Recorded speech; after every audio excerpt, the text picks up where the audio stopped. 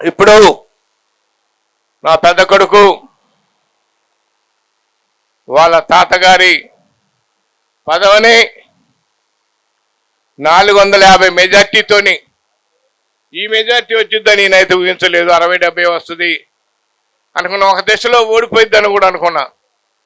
కానీ ఇక్కడ ప్రజలు మాత్రం ఎంత నిజాయితీగా ఓట్లేసి గెలుస్తాడు నేతాజీ, గెలుస్తాడు నేతాజీ, నువ్వు ఎందుకు భయపడుతున్నావు, మందర్శినాడు కదా మావా, 250 కానుంచి ఎంత మరిపోయిందో కూడా తెలియదు మనకి, వరుస తిరిగితే మాత్రం ఊహించుకోలేము మా అని చెప్పిండు బాబు మందరం సీను.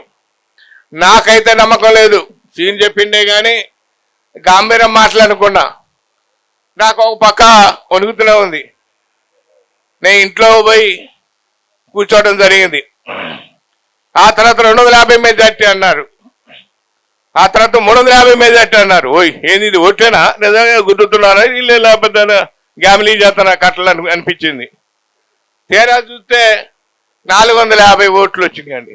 ఊరియం ఏంది, ఈ ఊరు పుట్టిన కానుంచి ఈ మల్లం పుట్టిన కానీ ఎంత మెజార్టీ రాలేదే, ఎంతమే నిజంగా ఓట్లేనా, ఈ డబ్బాలలో కట్టాలని మోసం చేశారా అని ఊహించుకోవడం జరిగింది. అప్పుడు నా దగ్గర డాక్టర్ గారు నన్ను వాటేసుకొని అంత గణేశం సాధించిండు నేతాజీ, నేను ఊహించుకోలేదు అని కళ్ళ నీరు పెట్టుకోవడం జరిగింది.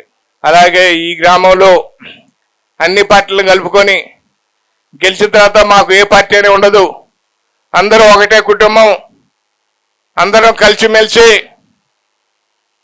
మీకు ఏదైనా పని కావాలంటే వార్డు మెంబర్లకు కానీ ఉప సర్పంచులు కానీ చెప్పి నిలబడి చేయించుకోవచ్చని నేను కోరుకుంటూ